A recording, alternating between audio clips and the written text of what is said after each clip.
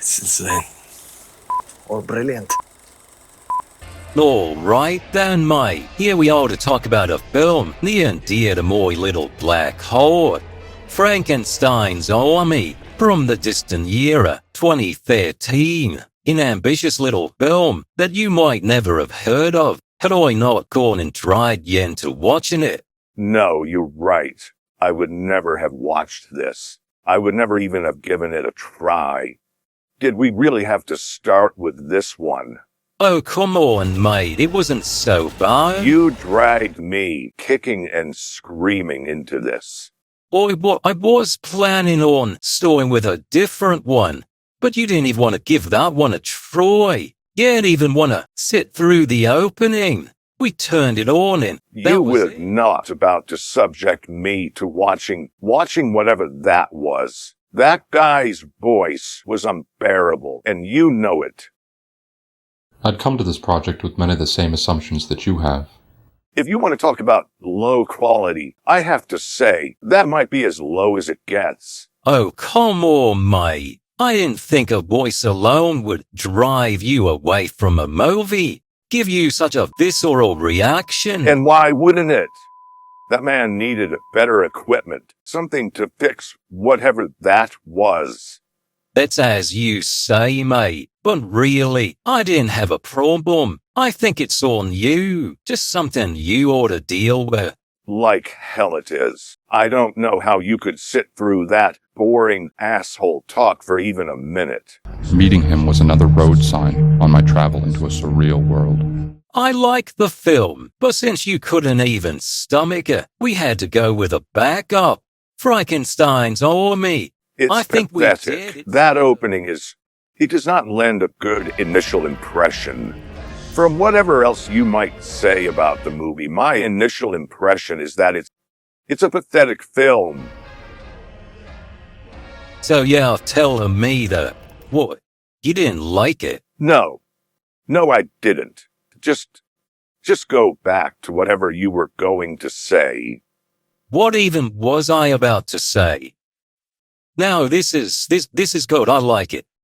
Marcus, you think this film is pathetic. I think it's a fine movie. It's got a more visceral quality to it. You know, with all the nightmarish creatures, all the different monsters throughout the film. Sure, why not? But it's just... Look at the opening.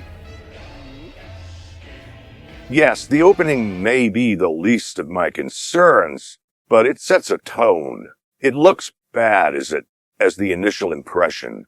I have so many questions, it's just... Look, I didn't know how you were gonna feel about this one sober. Oh, I can tell I you remember how I you feel ranting about it. But that was when you were pissed. I was ranting about it. That was when you were pissed. I started with this one, mainly for a few reasons. Because mainly it breaks all those previous things I laid out. And I'm wondering if the film can still be good despite all of that. Are you really going to sit there and try to tell me that you're enjoying this mess? I mean to explore just that. After all, it breaks the whole grounding things in a lot of ways. It's hardly believable, though a lot of development for the characters. And despite all its flaws, there's still some charm to it. You're unbelievable. If you think that this is No, it's not. It's not good. You've lost your mind.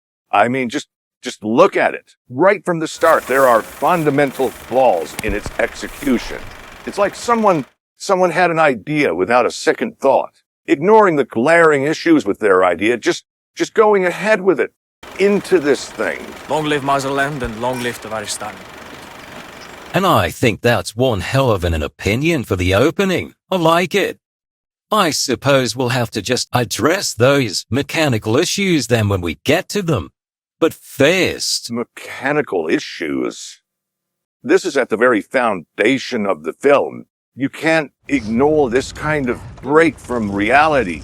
Not unless you don't know any better or didn't have a passing understanding. You can't expect me to just dismiss them. And that's where you're wrong, mate. I can and I do expect you to dismiss these. And furthermore, I want you to tell me about the film. Go ahead and tell me about it. Why do you want me to describe it? Why do I have to give the synopsis? Oh, come on, mate. I don't see anyone else here. And one of us has got to do it. I need to see if you are at least paying attention. So, before anyone can go ahead and ask if this is a good movie, let's have it. Take it away. Fine. Just so we can get this over with. Frankenstein's Army is a terrible movie from the year of 2013. And just like the subject matter, it should have remained buried. We follow a proud Soviet reconnaissance team in the final days of World War II. I was entrusted by our great leader to film the heroic deeds of a distinguished reconnaissance unit. The heroic deeds of the unit are being filmed by a young man as they dive deep behind the crumbling German front. My name is Dmitry Asna, and I'm a graduate of the All-Union Institute of Cinematography in Moscow. Near a small abandoned town, they begin to uncover evidence of disturbing experiments. Look, there is someone here! And investigate. Aces, mate, you nailed it. Love it. I suppose that'll do it then. Time for the harder thing of the two. What'd you think of the movie? Didn't I already tell you that it was awful? It was a terrible movie. Oh, come off it, mate. Don't need to be so down on it. No, really. It was a bad movie. I don't know if it had anything to redeem it. I could say that it wasn't the worst thing that I've ever seen, but that's as far as my praise of the movie will go. That's a strong opinion you got there.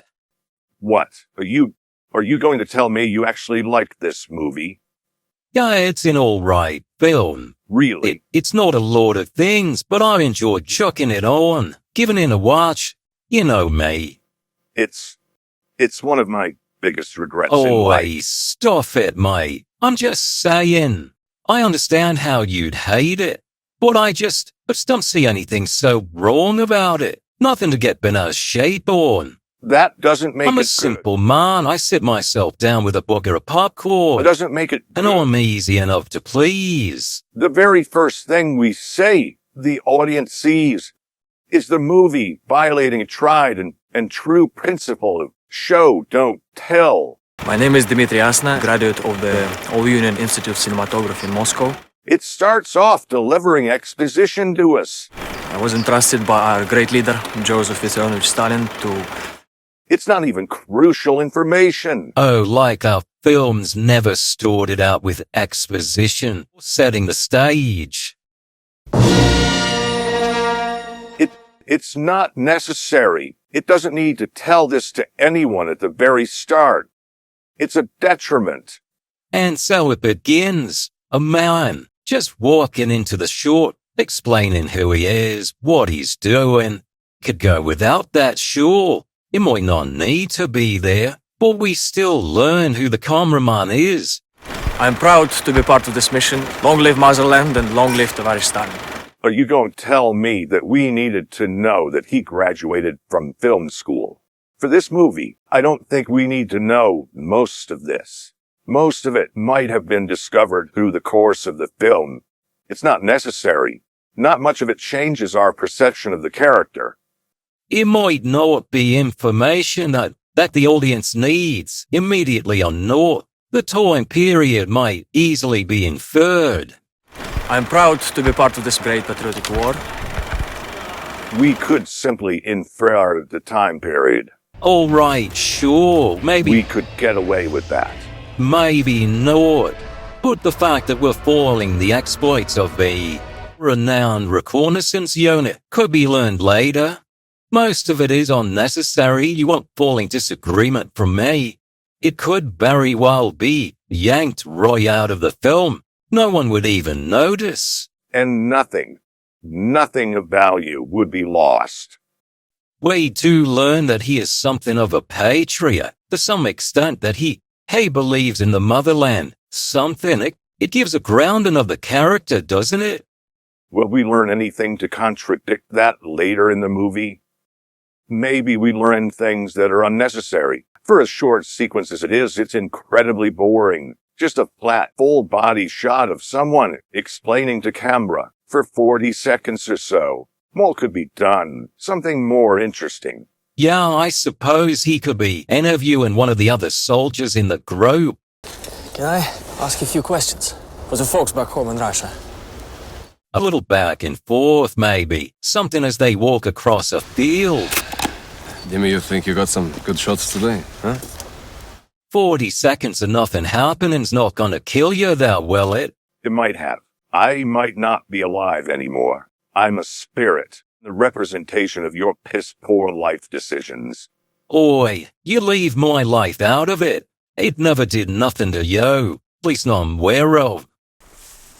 It transitions into a kind of highlight reel that I think is supposed to recreate the feel of wartime footage of the era, of the moments the squad, I can only a assume... unit, as they move across Europe. I can only assume it's a quasi-satire of era propaganda or news film highlights of the war, and it's pathetic. Or you said it was supposed to be a satire.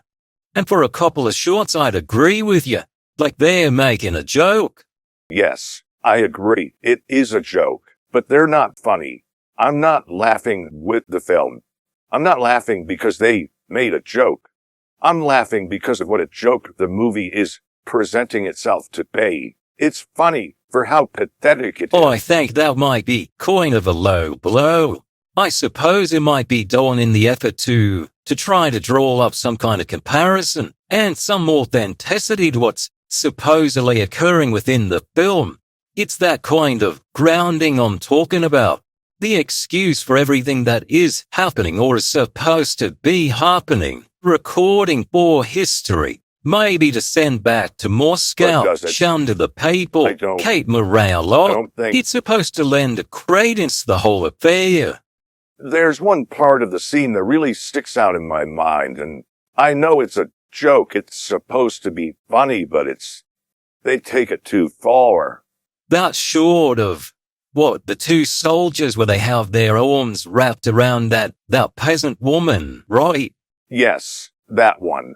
The woman between the two men. She looks terrified and confused. She has no idea what's going on and what they're doing, as if they've put her in front of the camera without any kind of coaching. And the two men are nearly forcing a chocolate bar or, I suppose, their rations upon her. The woman looks frightened, but gradually, reluctantly accepts the gift. Say those look right scared. Might even not know what a camera is. I suppose I have the sense that they're trying to look like liberators, magnanimous heroes, do-gooders who have come to save the people from their plight and are kind enough to be sharing with her their food. They're altruistic, giving her a chocolate bar which, after a moment of confused hesitation, she does reluctantly accept. I just mean that it appears so heavy-handed. I understand what you're trying to show me, film, that they are trying to be funny, but it's just painful to watch. It might be, but you get the sense that that's what they are going for. It might not, but that is. You get the sense that with the kind of limited technology they might have during the era, that they wouldn't be rounding up a peasant woman in the field to do this. That this is something the government would do themselves, maybe finding someone more cooperative or sympathetic to their cause, who would understand what's going on. If this was actual highlights, news, film reels meant to be sent back home, I agree. It would be a bit more deliberate, a little more staged. They wouldn't record this, and if they did, they would at least get another take. This wouldn't be left in, and it wouldn't be shown to the people. Someone would have understood that this looks bad. Oi, getcha. In universe, this will be left on the cutting room floor. Would it make it in the final cut, as they say? That's not what this is or became. I'm not even sure how we acquired this footage. They don't explain that. It did take nearly, 60, 50, 70 years? Your math is atrocious, but... There's a big gap. That's not. I wouldn't have a clue as to what would go into something like that. Set up a camera on one of those tripods, tell people to act, recreate in some way what they intended to capture on film. Ain't exactly easy to film an active war, actual combat, kind of bulky equipment. It would be too dangerous, and I doubt the footage would look quite as good as what they have, what they wanted to portray.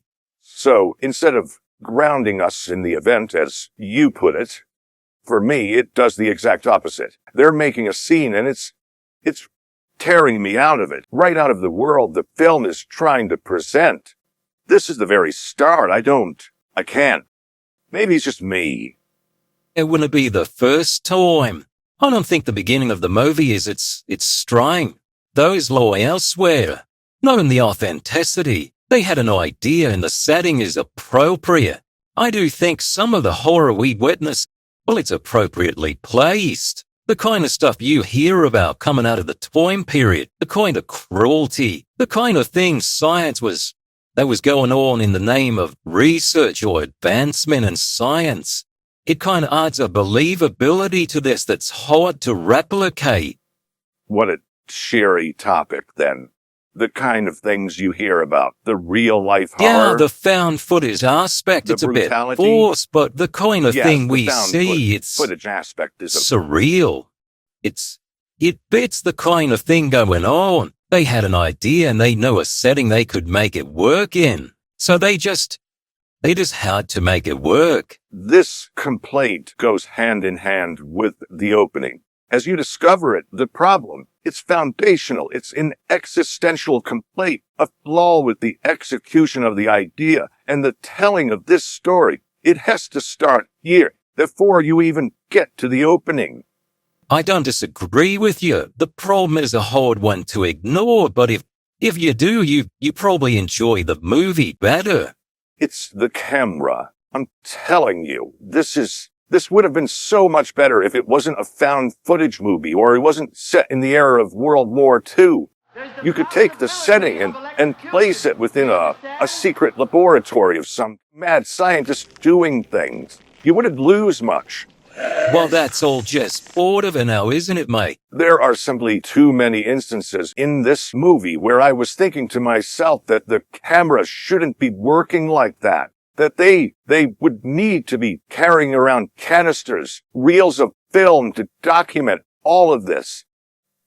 Like I said, mate, I'm not disagreeing with you. I'm telling you, anything's possible, but they wanted to tell this story and they wanted to place it within World War II. It might not be the best.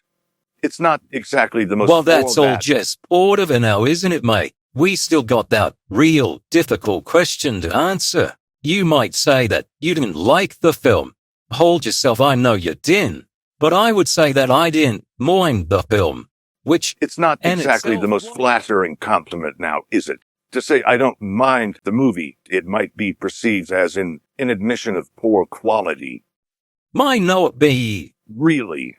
To say that I don't mind the movie, it's a bit simplistic. I don't mind it for what it is, but I do think I hold something against it because of what it could be, what it could have been.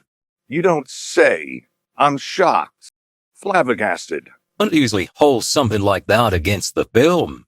More than simply the waste of potential. It could have been so much more. More than what it tried to be. Tried not to be. You know, unshackle itself from the subgenre.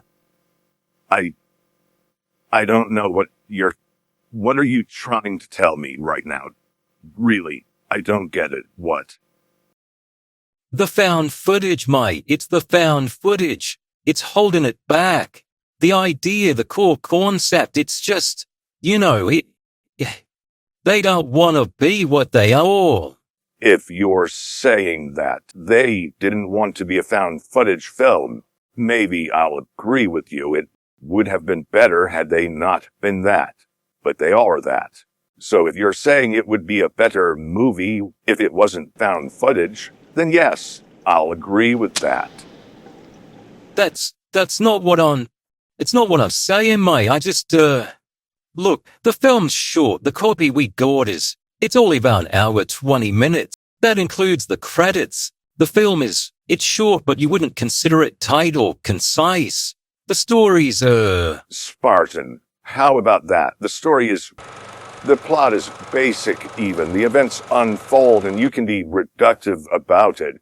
I would say not much happens or is accomplished, and much of it could be cut down without the fear of losing anything key, integral, or important. Can you go behind me? I can't see a thing. oh look, it's short, it's not tight, it's not concise, and that could be a problem of the found footage aspect of the film, but this wears on me in a way that other examples of the genre don't. I think as I stated before, that it is a good solid concept. It just wasn't executed well. The worst part of the film is the wasted potential. Worst part or not, could have been done a lot better. It's not a good movie. That's just... But do you really believe that the worst part of the film is what it could have been and not everything else that's bad about it?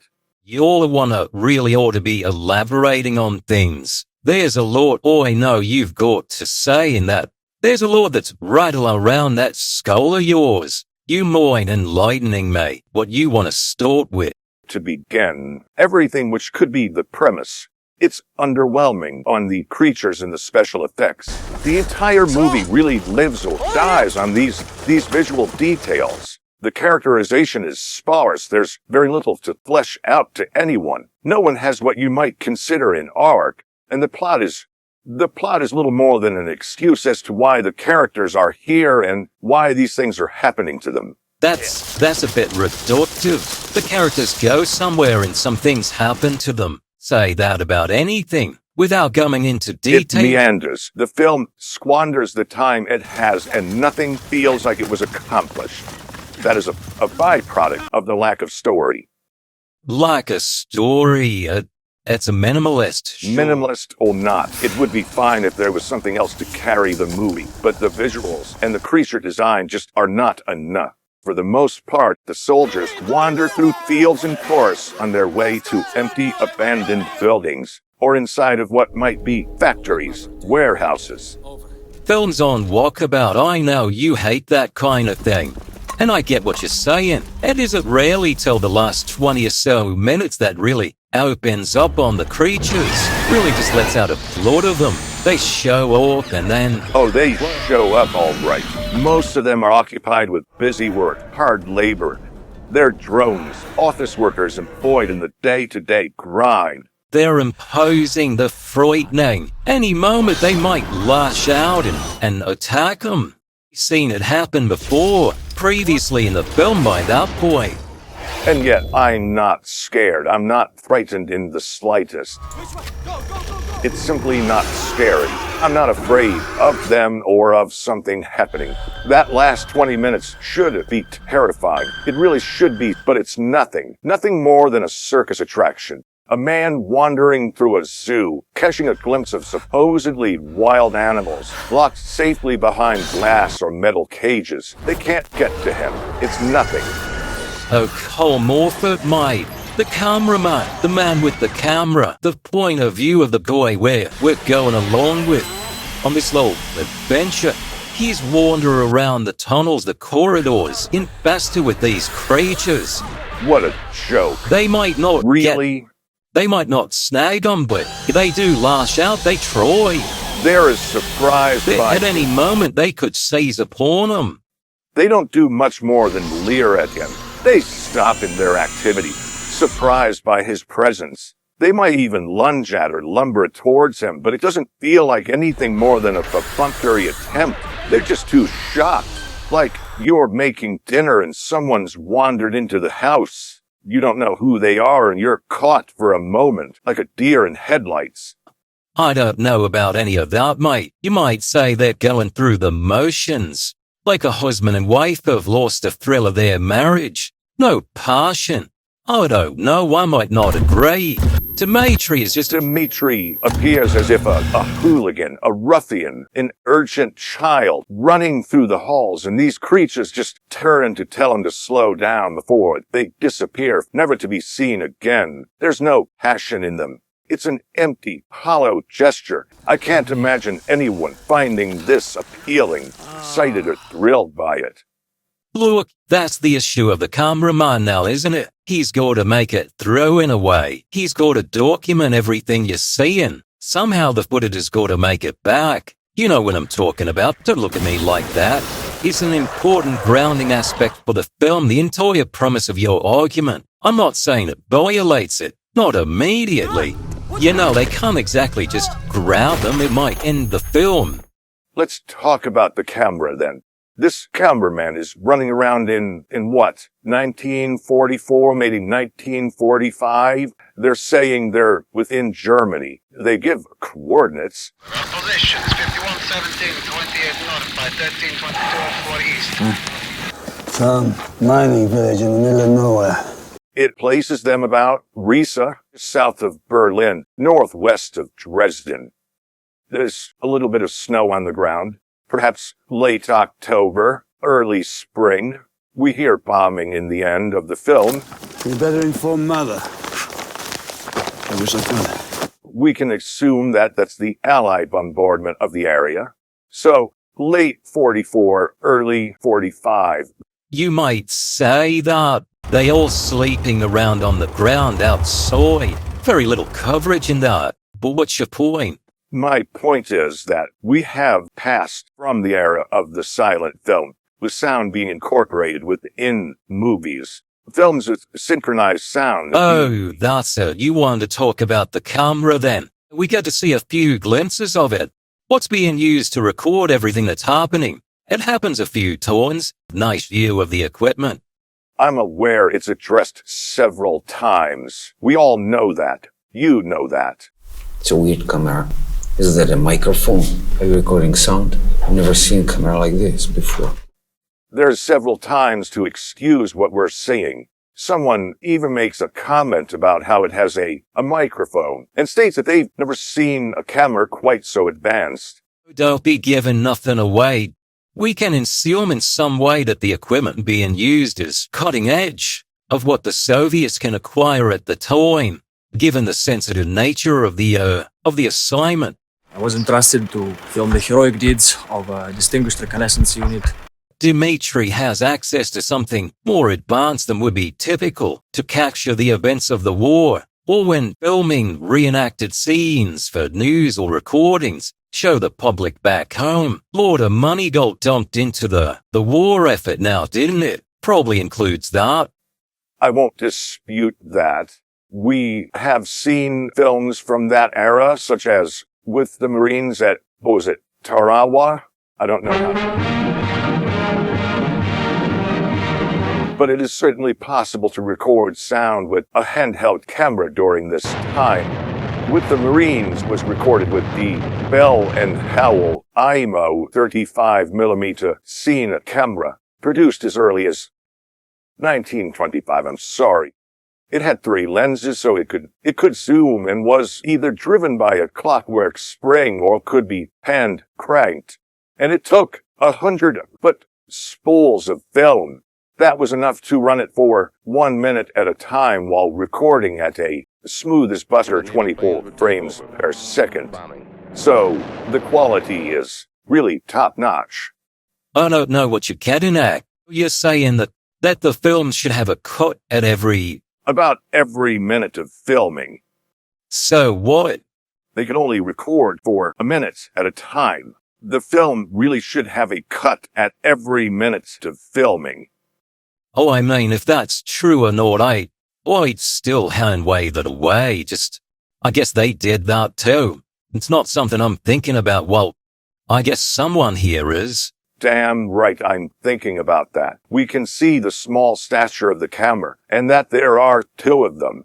So while you might think it's strange that they're able to capture sound in such a crisp fashion, I'm more worried about the film itself. The quality seems too good, and it does go for longer than a minute at a stretch.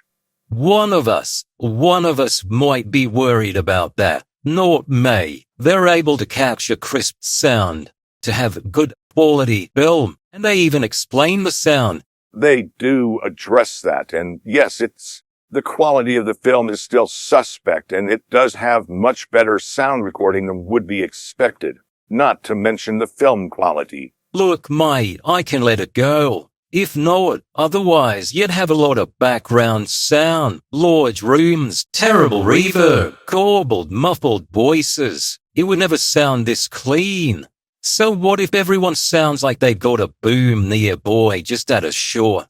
Or more than mic, maybe strapped to them somewhere on their person. If it means the quality's not something I'm gonna hate, it's not gonna be terrible, I'll buy into it. Having poor quality for the sake of authenticity, that's just not a sacrifice I'm willing to make. Even when the camera gets that awful tinnitus ringing effect at times after an explosion.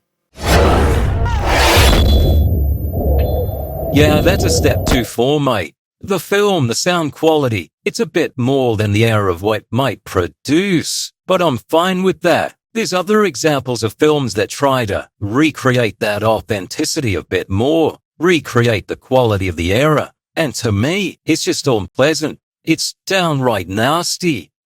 We are standing in front of the Weber House in River Hill Township.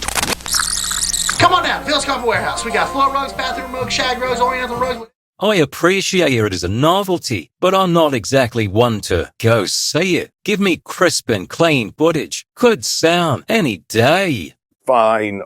Authenticity aside, you can see the hand crank on the side of the film at one point. You can hear the sound of the camera whirling, a clicking, a shuddering. Perhaps from the film itself or the crank. The sound is inconsistent. It does disappear throughout the film. Present it sometimes, and not others. Here you can tell it's a handheld model, smaller, and it has a noticeable rounded hump at the top. I will offer that it is not the bulkier Ben 10 Model K Normandy or the DeVry Lunchbox, both of which are 35mm scene cameras, recording 100-foot spools for a minute at 24 frames a second. I can mostly accept this. It's fine. I can suspend my disbelief, but oh, I know what you mean, mate. The film makes some clear choices at times of what it's choosing to show the audience. Shots that would need to be set up ahead of time by Dimitri. Times where it can make sense, but yet other times they don't. It's baffling. It's like they forgot, or they wanted the audience to forget that they were watching a found footage movie. And that's what I mean when I say that. It doesn't seem like the film really wanted to be a found footage documentary style movie. So I don't know why they went with it. Because of the placement of the camera at times, the composition of shots. That's what you're going to base this off. Not everything else. I just want to be sure. Boy, come off that, mate. Dimitri might find himself in areas he should not be, ahead of other soldiers. Yeah, he's acting under the guise of recording their heroic deeds, following their exploits, documenting everything. Maybe make use of a recording for back home, the motherland, show the people. But that's all just a facade. I'm not going to play that charade any longer. It's a facade. It's not what he's actually doing. Exactly my point. That's not what he's doing. He's shown to have a goal and he shouldn't be taking these kind of chances. Be safer outside. Not when he knows what's supposed to be going on, what he's supposed to be doing. It doesn't make sense for his character to move ahead of them or range these shots. Not in a dangerous situation. Not when they're clearing and checking out the area, the situation. Anything could happen. It just doesn't make sense. No, it wouldn't. Not really. He's away from the group. I agree. The shots themselves have clear motive in them, and they have thought to them. And it doesn't make sense for his character to move ahead to arrange that shot. If this was a different movie, though, it would make sense for him to be away from the group, investigating, looking for evidence and clues of what the doctor's doing, of his experiments, trying to find information of where the doctor is. But that's not what we're being shown, and that's not what he's doing. If this is the argument that the film should be something else, shouldn't be found footage, then yes. It compounds the issue, I suppose, of the cutting at times. The little breaks in the frame that you were not supposed to notice. Quick cuts spliced together that most often occur during periods of intense action when something is happening, or they use an explosion to mask the fact that they cut. When something is attacking, those are the times you notice it most frequently. And I suppose that relates to the issue of the film cutting at times, little breaks. I could understand that, given a technology that the film might have run out during a sequence. If what you are telling me is true, that it only records out a minute at a time, in which case Dimitri would need to load a new spool of film. It might be interesting to do, but it's not exactly what the film is even doing. No, it's not what the film is intending by these cuts. That is not what the film is doing. I don't care if that could be explained in universe. That's not what is happening. If the film was doing that or intended and meant to do that, it would need to account for the brief elapse in time. The film footage would need to pick up moments later, showing a brief break in the chronology of the events, taking into account the amount of time it would take for Dimitri to load another spool of film. These cuts happen during action which might delay or exacerbate that reloading. The excitement would be too much. If something is attacking or the situation is this intense, he wouldn't have the opportunity to quickly load another spool of film. It would definitely require a bit of doing, I'm guessing. Loading up another spool of film into the camera, send it all back up, taking care of the previous one. I reckon it's more than just a quick action. He might have to spend a full turn doing. What? No, never mind. I don't. Keep that to yourself. Then there are times, what was I saying? There are times when the film is recording that the screen has cut to black, but sound is still being recorded.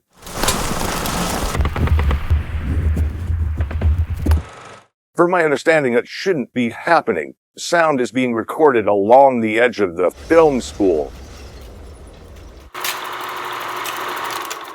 He's not bringing a separate roll to record sound, but the film spool itself. Thus, if it's run out, it shouldn't have this kind of recording. And the Allies didn't have access to magnetic tape recording until after the war. It was invented in Germany during the 1930s. And like I said, it's not even that gets to me. It's the fact that the film seems at times to be attempting to be something else. That the found footage, documentary recording style is hindering, pulling it back. And that just seems ridiculous to me. It's a found footage, documentary style horror film. Yeah, I would enjoy it. And the film seems to be trying to get away from that. Even if this found footage isn't really found. I'm not sure how we're seeing it, as it was returned to But it's a central point of the film, isn't it? It's how everything's happening that we're witnessing. At times the film seems like it's trying not to be found footage. It's trying to just forego that. And I know you're all for that, but I'm not, and I'm a little angry. It shouldn't be doing this. It needs to remember what it is. It needs to commit to that choice.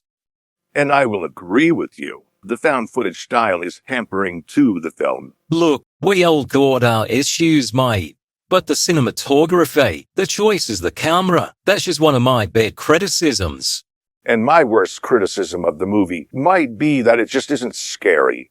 Sure, there's a bit of gore here and there, but it's only ever implied. Some of it is filmed from too far away. We're just out of shot. Let's put you out of your misery. It's left to the imagination.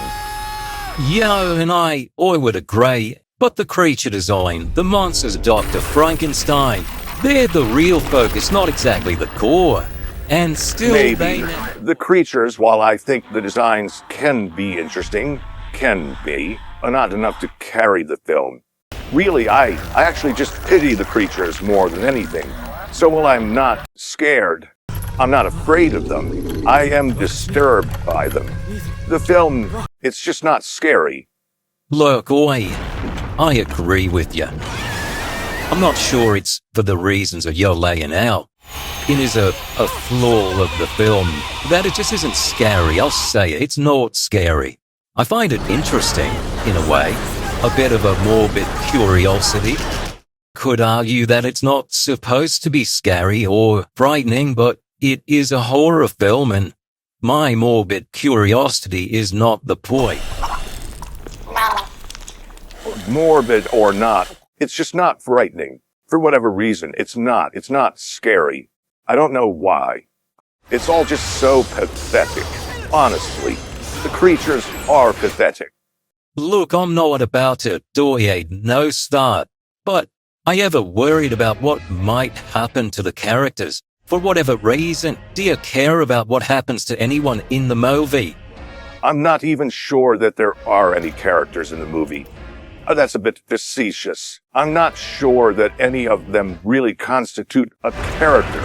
No, I don't really care about. That's a bit harsh. What about Sergei? He seems like an all-right fella. Jimmy, you think you got some good shots today, huh? It's a bit of a shame what befalls him. There's Novikov, too. The old guy wasn't so bad. Do me a favor and stay with the squad. Stern, but I think he cared for the soldiers under his command. The Russians, our boys.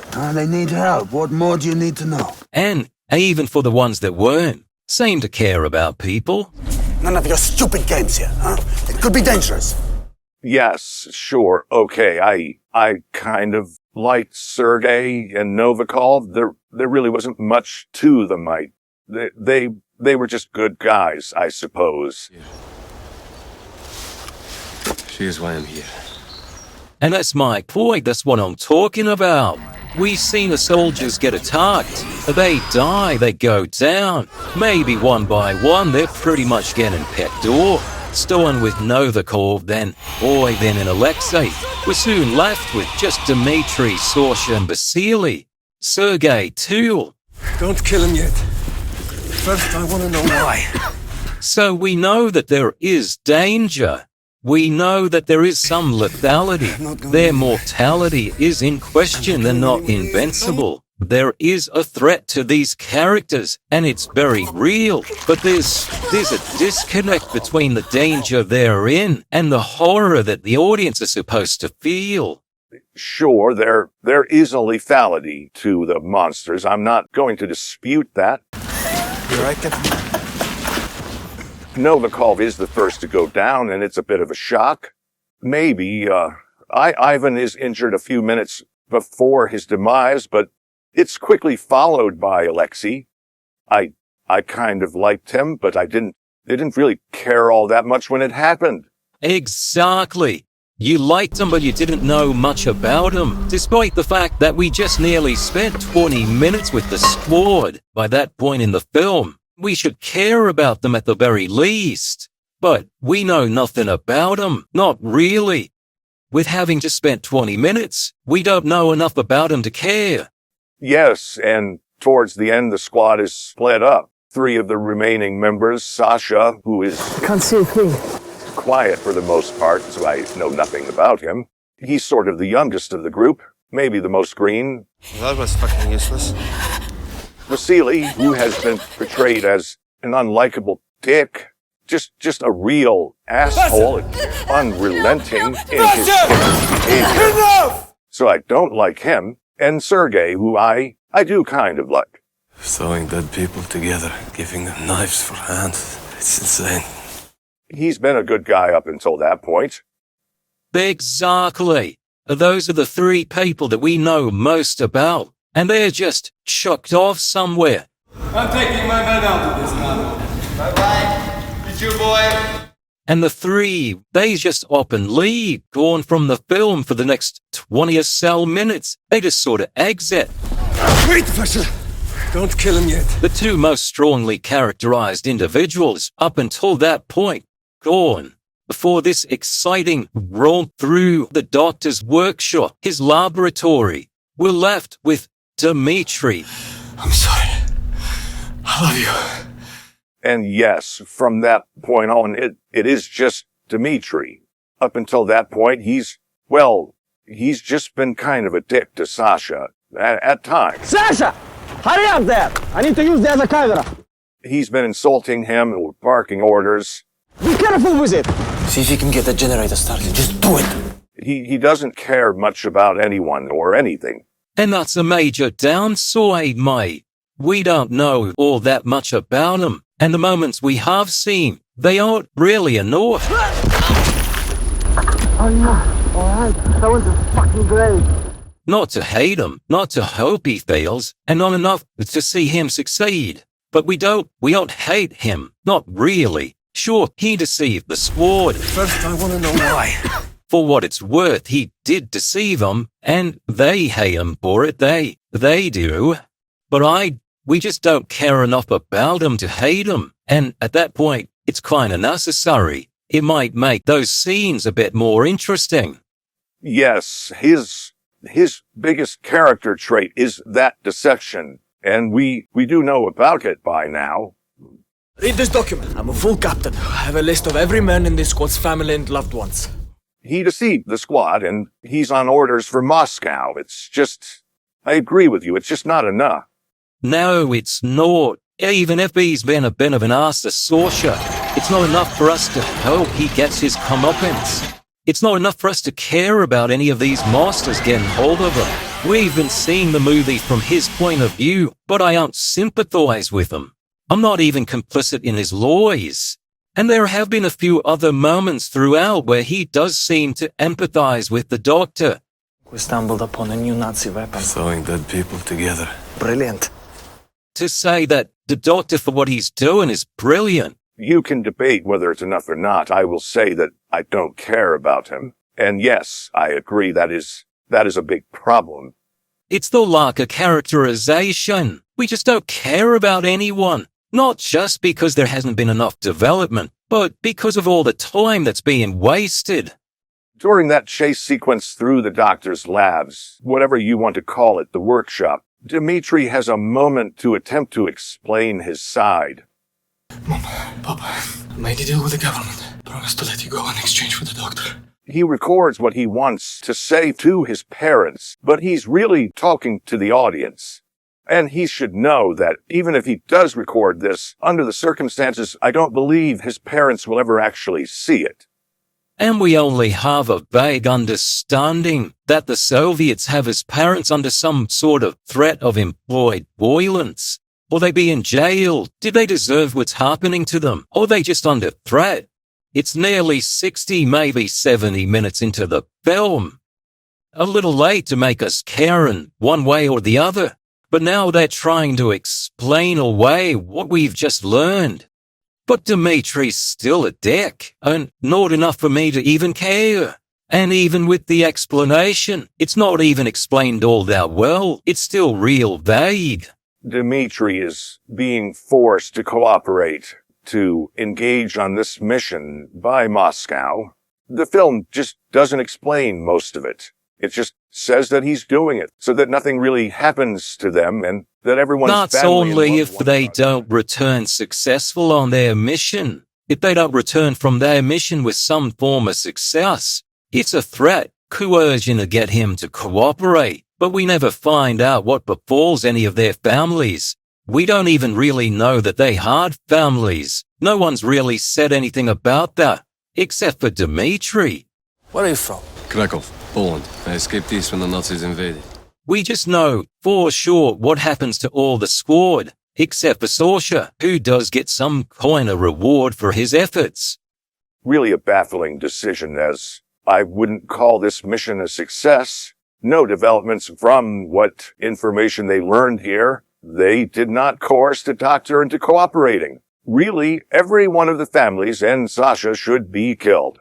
But that's just my opinion. And I'm of the opinion that epilogue is a bit goofy. At least just seeing it, his representation might be fine. Whatever information they might have gleaned from the footage might be enough to ensure his survival. But to say that he gets a photo was stolen, I think that might be going a little far. But again, I think it comes down to that lack of caring about the characters. By the 20-minute mark, when Novikov dies, never really learn much about him.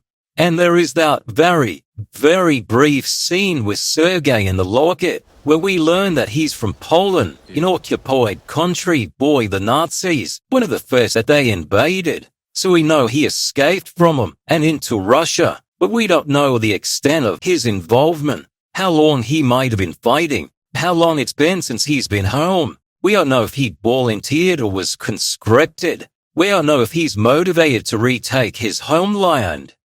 He has that locket with a picture of a woman in it, and he says he's doing it for her. She is why I'm here. He does receive the most characterization, the most development through the film.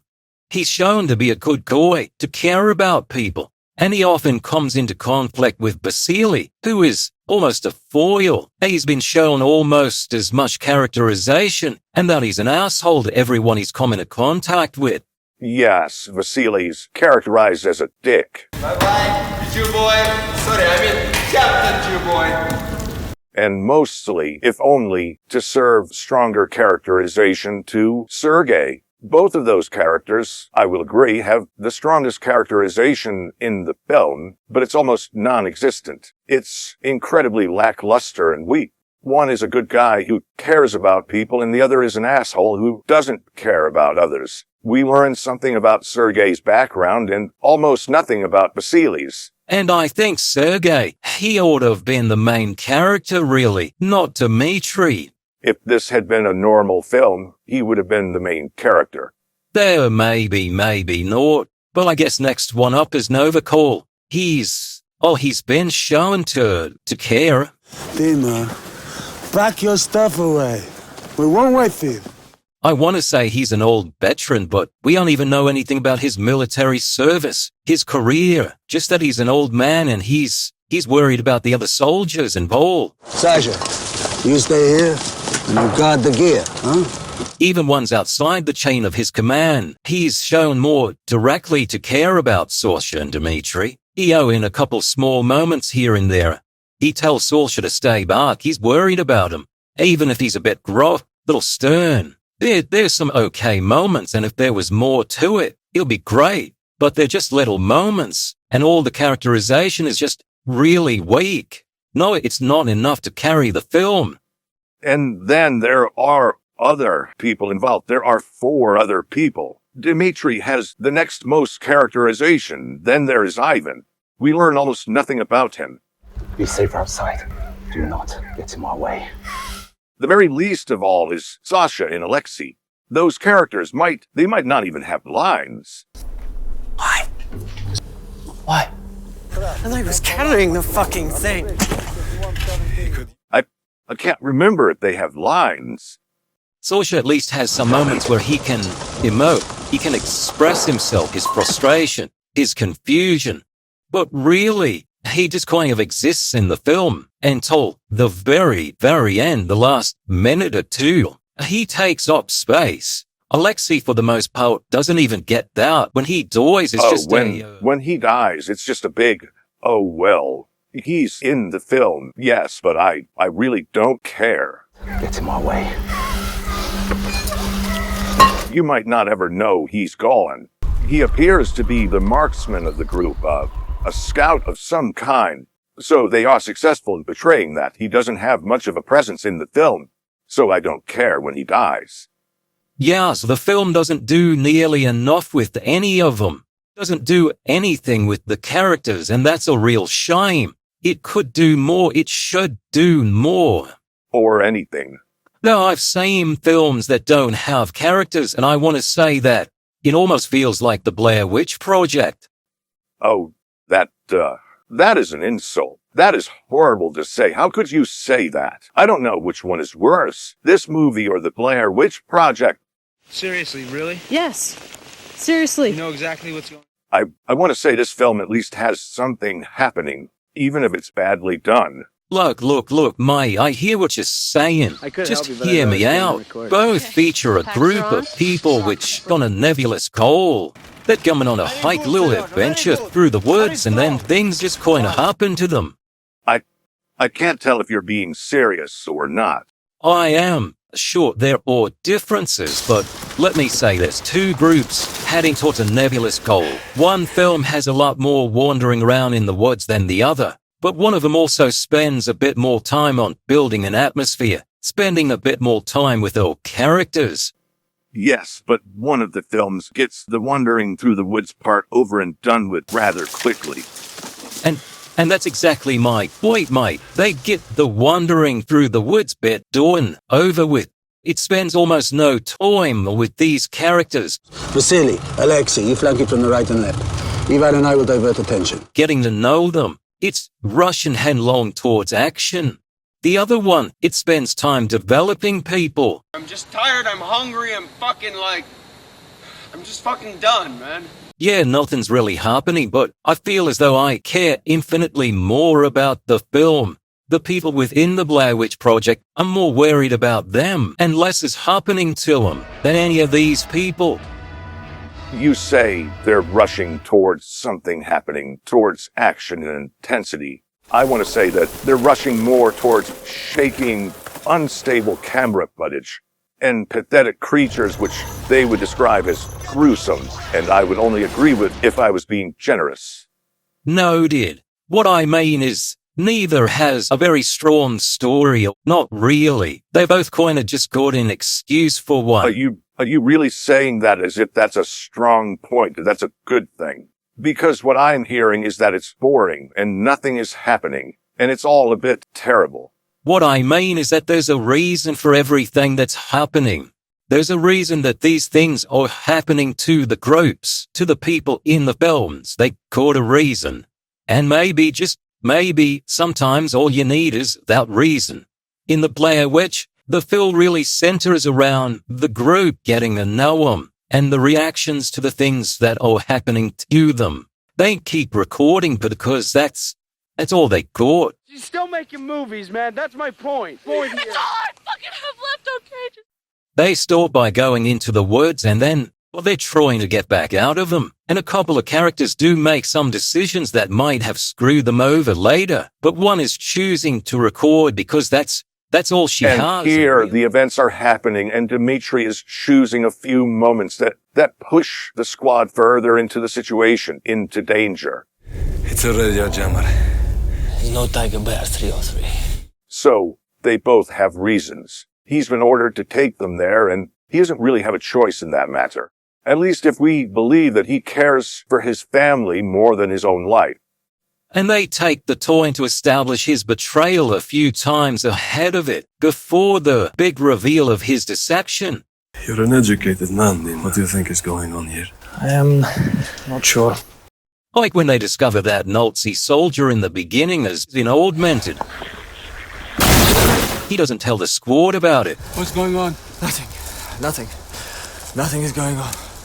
Or when Sergei asks Dmitri about what he thinks might really be going on. It's all a bit clumsy, little heavy-handed. Or brilliant. No, Dima. It's insane. But yes, there are those little moments. And he makes the decision to go into the workshop of the doctor. He goes in there. Fritz! We're going to the doctor's place and you're taking us there. But as we saw from the Nazi soldiers, the nurse, the child, they were being hunted down by the doctor's experiments. We've been hiding.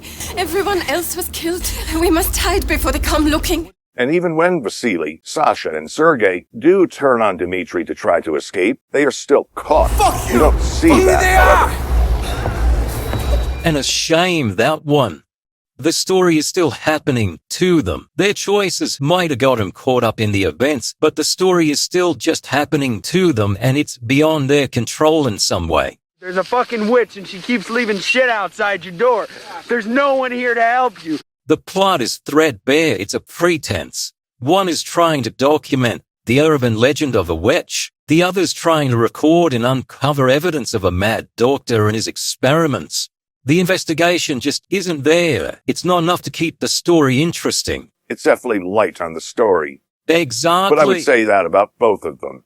They're both light on the story and the plot, but one's a character-driven film, spending most of the time with the characters.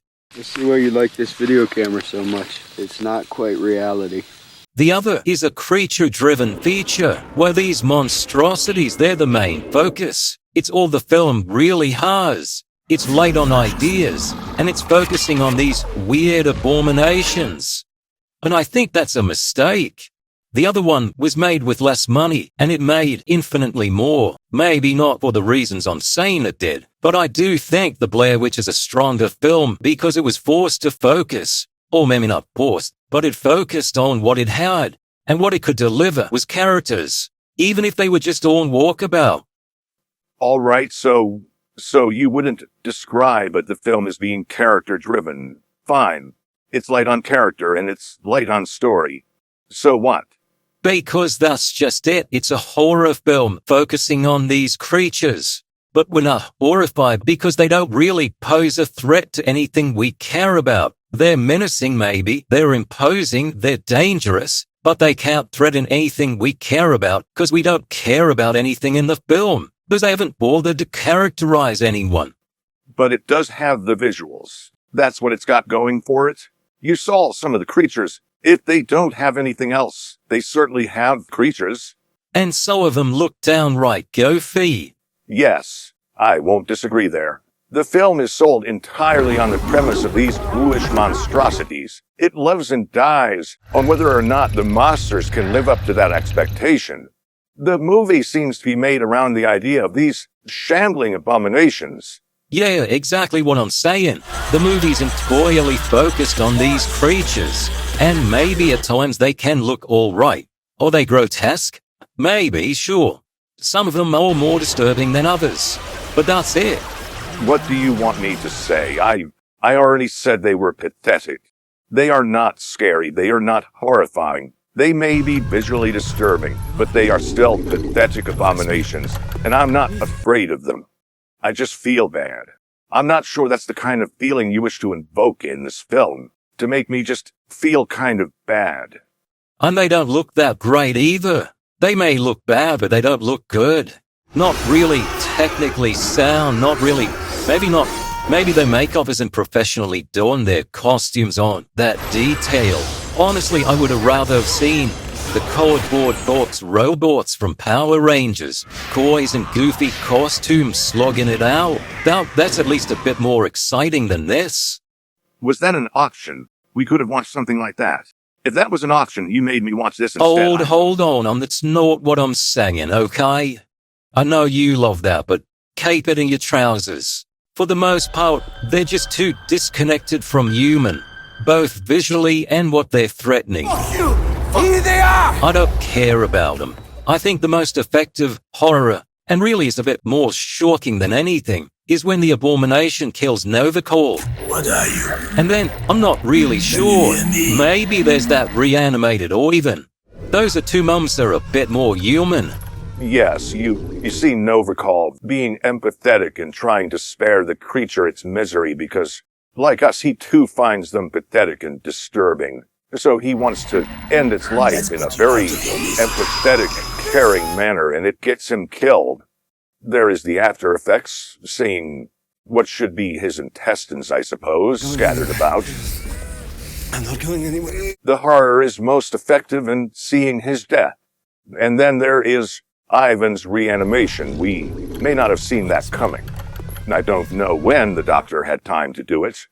I assume they put the brain back in the skull as well. That was fucking useless. But yes, those are the most effective moments, I suppose. They have more going on in them than just a ghoulish creature. Exactly, they've got more of a connection to humanity through it. More than just some gore. That human connection, the human existence. I do agree with you about the guys in awkward costumes. Most of them look just like that, like they're wearing cheap rubber costumes of some kind en masse. They're covered up in a way that you don't see anything. The one drill monster, the Nazi creature with the drills. You remember the one with the drills. Okay, mate, just move it along, really. Keep going. You don't really see anything. The propeller-headed one is especially not frightening. Most of the creatures are just guys in rubber suits, and they have tools attached to their hands or something. My father said men would be more efficient if they have hammers and screwdrivers instead of fingers. Yeah, the designs, they're not really all that inspired. They're kind of basic. A little gruesome because they're dead bodies, but really it's just guys with tools on their hands.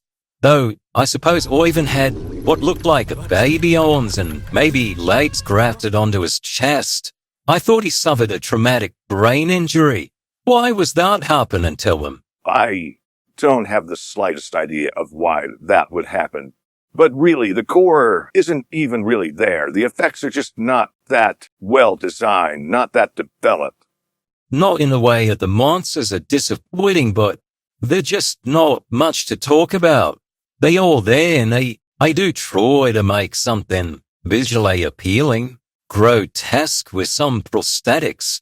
But it's messy. The expertise in the craft it's not there. It's just not good enough to carry the movie. There's something, but it's just that... They lack bite. They don't have teeth. They're missing something. They know Stan Winston, Tom Savini. It would be fine in a movie with more in it, with a better story, with more characters, better characterization. You could overlook these kinds of flaws, defects in the craft itself. But when there isn't, it becomes all that much more apparent, the lack of skill. I don't know about any of that. Bit much, don't you think? Dismissing them like that. Not sure I'd say the same. Say whatever it is you want. This really makes me miss the low-budget Italian cinema of the 70s or 80s. There, yeah, you always go on and on about those films, 70s or 80s, there's nothing to them. You miss whatever it is you want. Maybe if the monsters, all the creatures have a more spread out throughout the film, than that gauntlet at the end, where you're seeing the monster after monster, maybe that would have been a bit more effective.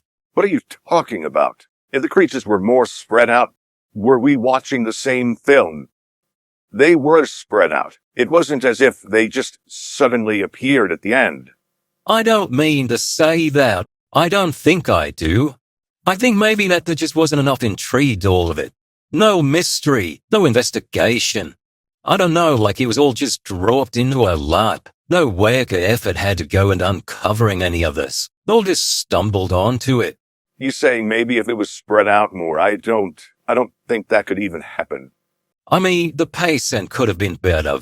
I would say different to take advantage of some other things, but I think some of the distraction is misplaced. Really, just, we first start seeing evidence of these things of what, the 5-minute mark, is some skull remains or something. It even has a charge still. Yes, and then the abominations are spread out throughout the film. A little later while they're sleeping, we can kind of see one of them shambling by just in the background. It doesn't do anything. And then after that, while wandering through the woods, we see a body of a Nazi soldier that's been augmented. That's 11-ish minutes in. It's the one Dimitri doesn't tell the rest of the squad about. A few minutes later, still 13-ish, we find the remains of a Nazi war machine. There's a head and torso grafted onto some sort of mechanical tank. That's pretty early into the film. It all comes to a head even. Around the 20-minute mark or so with the death of Novikov at the hands of the... What are you? So, yeah, maybe you're right. Maybe it is a bit spread throughout. Maybe it'd be better served they learn the lessons of jaunt. Don't show your creatures too much. Keep it out of broad daylight. Have it in the shadows and hidden. Don't just throw it all at the audience. I'm not sure if it's the pacing that's causing dissatisfaction. I'm not even sure if it's that wasted opportunity that you're talking of. I can't even say for sure that the movie would or wouldn't be better if they approached it with a less is more attitude. Not like I can say for sure what's causing your feelings. It is a bad movie. We can be done with it just like that. That's all that needs to be said. It's a bad movie. Yeah, well, you can keep that one for yourself. With what the movie's trying to be or trying to do, you keep the monsters hidden. I think the movie's gonna suffer more. I think the film is just trying to do or be too much. I can't even tell what your approach is to this anymore. Really. Do you still think the film is trying to be too much when it's attempting weird bits of comedy, the slapstick gags of gore, with the wandering through the abandoned buildings and the forest? You think it's doing too much? Perhaps it needs more restraint. Well, I think the film forgot what it was, a found footage movie. I forgot the principles of what it is. It needed to remember that it was a low-budget kind of thing. Sure, the excuses make sense for why it's filming, but I think it could have been a small kind of investigation, a mystery where someone's recording their search for the rumored mad doctor. What were they running from? From things. What things? The doctor makes. Investigating the remains of creatures, hearing about the different stories. Kept it down to one man trying to discover the truth. He keeps making more. We must hide before they come looking. Document what was going on, and not quite ever finding it. Keep the mystery alive. Never show too much, and wait till the very end of the film before bringing it all to a bombastic conclusion. You, sir, are coming up with you are orchestrating a completely different movie than what we have here. You want a slower search for something. You want more of the same thing, more Blair Witch. And I don't say that in any term of endearment. You want the same thing that you would come to expect from found footage. Some asshole is wandering around for 90 or so minutes and nothing happens. Well, I don't know about that. How'd you like their use of the abandoned buildings and large factories? Really makes use of the budget, doesn't it? Just wandering around a place that already exists. Something you don't got to set up. Saves morning on having to build sets. But really, that's an argument for more of the same. This film was, and I guess it was, trying to do more. A little bit more. Not be constrained by the genre. Maybe it's not successful. It comes down to execution. You can try to be more than a typical formula, but if you're going to do that, you should do it well. Like I said, I don't even know what you're arguing anymore. Perhaps pacing is a problem. You slow it down and make it more of an investigation. You would get time for those moments that you're talking about to establish and develop characters, flesh them out so we care more about what happens to them and the events of the film. I don't know, maybe if it was supposed to be low budget and found footage, I guess it didn't really follow those standards. But even if it hadn't been, would it have been a better movie for doing so? I'm not sure. It does violate the ideas. It's not sticking to the genre as well as it should. It's using up a lot of its budget. It's not developing characters. Maybe, and I can't say for sure, but maybe it should have been a different genre of film. Maybe if it had been different, a more normal entry into the horror movie genre, it could have done better. You won't hear any disagreements from me. They still had... I still kind of like it. Okay, you will have one disagreement from me then. They had an idea based around the horrors of science. And I probably would have enjoyed it more had it not been trying to be a found footage movie. So you got me there. Yeah, you always come on back to that one. It's obvious what you're like, mate. Look, I think it's trying to do too much with too little, and it's not investing the time or the budget properly. If the film is trying to be horrifying, less emphasis on story and more on the creatures, they gotta make them more grotesque, more horrifying. They need to be able to emphasize that core a bit more, develop the characters better maybe, but they need something. The characters would need to be better at acting. Mate, you might be asking too much. I think they did a proper job. They're all adequate, all do what the film's asking of them. They don't exactly have much to work with. You are right there. I can't exactly say serviceable. I wasn't given opportunity to really see them act. You are right. The script doesn't give them much to work with. The standouts, maybe Vasily. He's an asshole, but he's very believable. He's very good at being a dick to people. Make another sound. I fucking shit your balls off. And Sergei, for what it's worth, he is pulling off the likable, solid, good guy. He's right. That's it. Go to the village, find anyone who can tell us what is going on here. As I said, he'd be a right proper protagonist, hero for the film, true to the very end. Speaking of the end... Oh, Roy, like we need to talk about that one, don't we? How about the doctor's mad, crazy plans? Which of these two is a better communist? You mean when he's trying to scope out the brains of an SS officer? I'm going to make it all okay. And graft them onto Sergei. The doctor's plans, I mean. I was about to say, for a guy who's supposed to be smart, he's got some real bad ideas. My father said men would be more efficient if they have hammers and screwdrivers instead of fingers. When I tried to do it with cats, he told me it was a sin against God. Are you implying that he's not smart because he asked if I could do the same with people. I used grandfather's nose. That is what he said, mate. Whatever he's doing, he's got the secret to reanimate dead tissue.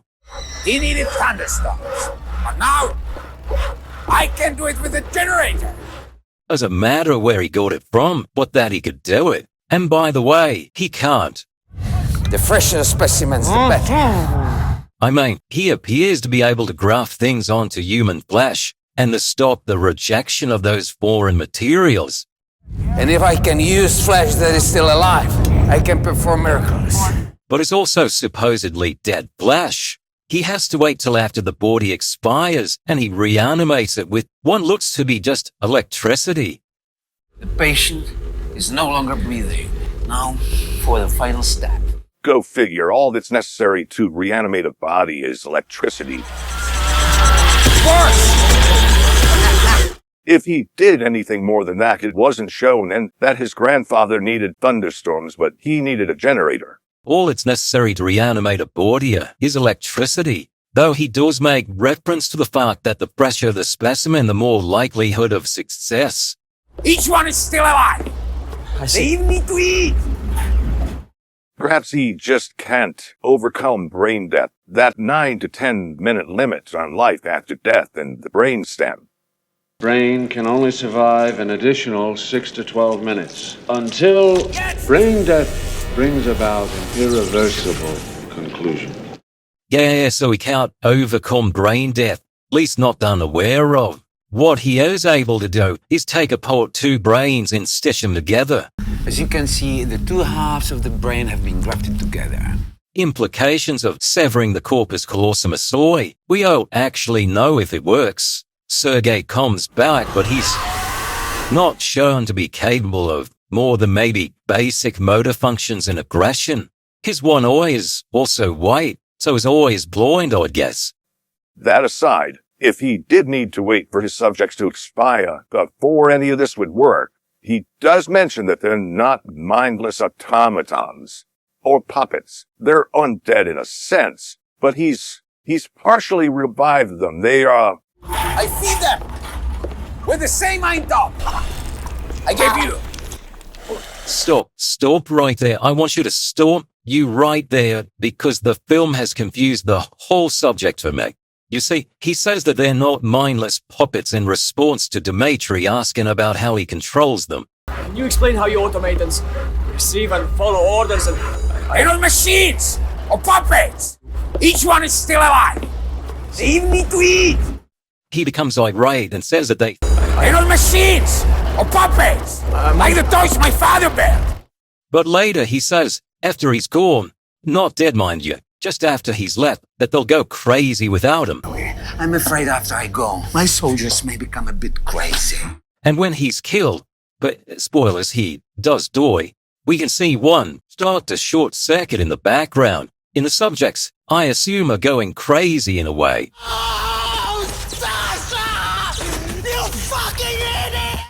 Yes, but that's right at the end. That is a couple of minutes before the credits roll. Sergei goes after Dmitri. If his will was being suppressed by the doctor's presence... What are you talking about? They obey only me! As he does say that, they will listen to him for some reason. Dmitri then is able to go on to fulfill his promise. I swear, I'll kill you! I swear I'll kill you! So he might not be acting on instinct, but according to his own desires, or at least desires from the original half of his brain, the other half being a Nazi SS guard. On the left side, the communists. On the right side, the Nazis. Who knows, maybe Data bore some malice towards Dimitri too. You know, filming or being part of the procedure which brought about the end of his life. It's certainly possible. Did you get the Soviet Union medal? Well, it's certainly possible. Not exactly like we get much detail into his mental processes at the time of his homicidal rage. So, yes, anything's possible. And it's possible that the doctor's plans are just crazy. He wasn't posited to be a well-adjusted individual. My father tried to have me locked up. He said I was emotionally crippled. He talked about mutilating cats in his youth. When I tried to do it with cats, he told me it was a sin. Paralyzing his father before performing his experiments. I injected him with a drug that paralyzed him so he could watch his eyes. We even saw a woman's head grafted onto a teddy bear. What's that about? Yeah, that was odd, wasn't it? And there was that line about men being more efficient with tools grafted onto their hands. I believe that was something his father said, and he just continued to repeat. It's not a sin, it's simple mechanics, engineering. And I believe there was something about his father. When I tried to do it with cats, he beat me. And I can't blame him. And none of that compares to him wanting to take half of a brain of a Nazi, combine it with half from someone else, so that they can understand each other. Don't you see? I can end the war by creating a new being that brings them together. That's just... Yes, it's not a good idea. I certainly agree with the profanity. Everybody's sick! I can make them understand each other. The sickness that cannot be cured, so it must be cut out. He wants to fix the world by combining a brain from one person with the brain of another. To further illustrate that he really has no idea how brains work, we even see him start to scoop out one side of the brain after he has performed the surgery, as if scooping out sections of a brain wouldn't have detrimental effects on whatever processes those areas are responsible for. Okay, that's fine. In short, he's an idiot. Really depends on what portions of the brains we're scooping out now, doesn't it? That could have disastrous results. But brain plasticity as a thing, people have survived some very, very strange injuries with some interesting results. You're still thinking of that railroad worker who had a spike shoot through his skull and lost his sense of morals, aren't you? You got me there, mate. Real fascinating stuff. Do you think he was going to throw away 2 halves of a brain? Or do you think he was going to swap out the 2 hemispheres? A body keeps one hemisphere, but the other is donated to the other person. You know, so no one has to die. I've no idea. There was a tremendous amount of waste. So, real interesting arguments aside, ship of Theseus and whatnot, do those 2 people still exist, or were they effectively killed and 2 new people have been created to take their place, assuming his plan would ever succeed? And I could only assume it won't. None of that will be addressed. Yeah, real shame that. He's come up with some naughty idea as if education wouldn't serve the same result. Don't you understand? He's crazy. He's insane. All just talking to each other. I suppose he never considered 2 people could have a discussion, maybe come away from it as better people. He's an emotional cripple after all. I just think it's funny that he's doing this just before the end of the war. Saying that as a way to stop the war when the war is about to end in a matter of days, or at the very upper limit of my estimates, 6 months. The war was over and he was just being an insane, deluded fool, wanting to take people apart. Maybe I will build this camera into your skull. That might be fun. I doubt he was actually trying to bring about the end of it. Think he's just curious and needed an excuse, or wanted an excuse to just dice people up, take them apart like they were machines, put them back together again. He's sadistic, a little sick. I'm afraid after I go, my soldiers may become a bit crazy. They will turn up against each other. Anything else they find you got. And you can see it in the way he's telling Dimitri before he intends to leave, believing the creatures are gonna savage the young man. I won't say he deserves the ending he gets. I'd probably do a lot for my family too. But I don't think either of them deserves to be ripped apart. Hard to tell, though. Don't really know much about him. And I think the Soviets aren't going to be interested in his research, at least not in its current iteration, since they do need to be fed. I feed them with the same eintop I gave you. And they may or may not be controlled in some fashion. Their will might be suppressed when in close proximity to the doctor somehow. That's still incredible, the kind of surgery and grafts he's capable of performing, even if the rudimentary reanimation of dead flesh, even if it's only electricity, could still be worthwhile to someone. He's not a genius. He stole his grandfather's notes. He's a bit unhinged, more than a little bit deranged. His ideas are as repulsive as his work. And as to what or who he's working for, Someone told the Sturmbannführer about my cats. He asked if I could do the same with people. they heard about his experiments and were deranged enough themselves, or desperate enough, to give him a chance. But someone still had to say yes at some level. I don't think it's too controversial a statement to say that Nazis really are the perfect antagonist to any film. Hard to have sympathy for them. And not that it seems to have done any good. Maybe they're a bit more resistant to small arms fire, but we've seen a few of his creations that were taken down. A few burnt out remnants, maybe from the bombings, the shellings of the Allied forces. If this is found footage, something grounded within our reality, it doesn't appear that Sasha managed to accomplish anything. If he did return to Moscow with the craven lunatic's head and the film, it's well past the threshold of being useful to anyone. Won't reveal my real secret. You know why? Because they are all in here. Damage from oxygen starvation occurs to the brain in 9 to 10 minutes. He's not exactly close to Moscow. Even friendly Russian forces aren't going to be all that helpful in preserving the brain of the doctor. No, I suppose not. Tissue decay and rot. They're not going to be able to do much with the brain. But all they had was the footage of creatures and a mad doctor. His notes were all in his head, even if he wrote something down. Whatever was left in lab probably born back into oblivion where it rightfully belongs. But we ain't getting anything out of the doctor's head now, are we? Didn't have the tech back then, might not now. And if we go by our own reality, we can surmise that nothing came about from the mission.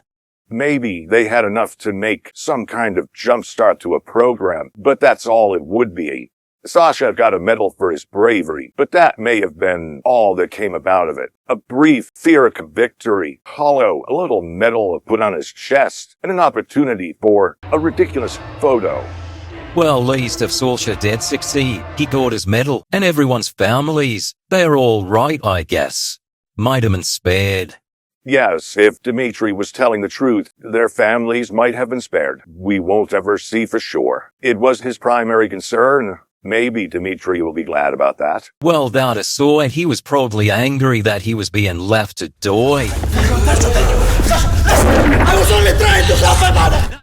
Families probably got to survive. The unnamed lady of Sergei probably lived. Dmitri's equally unnamed parents, they might have got the chance to see the Nazi war machine crumble, stamped into the dirt, and they got to live rich, full lives.